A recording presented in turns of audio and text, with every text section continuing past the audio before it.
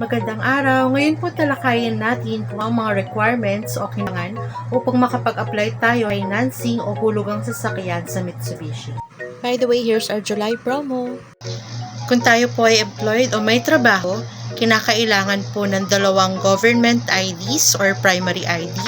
Kailangan natin ng COE o Certificate of Employment. Kailangan natin ng ITR. Kailangan din po natin ng 3 months bank statement, at least 3 months payslip, at proof of billing. Kung tayo naman po ay mga self-employed o business owner, kailangan ng 2 valid IDs or government-issued IDs, DTI o business registration, 6 months bank statement, at ang panghuli ay proof of billing.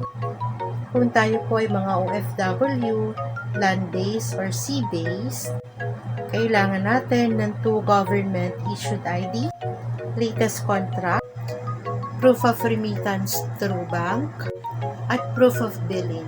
Sana po itong short clip na ito ay maaaring nakapagbigay sa inyo ng kaunting idea kung ano mga kinakailangan na paghandaan ninyo o i-prepare ninyo bago po mag-apply sa Mitsubishi Car Loan. Yun lang po. Maraming salamat sa panonood.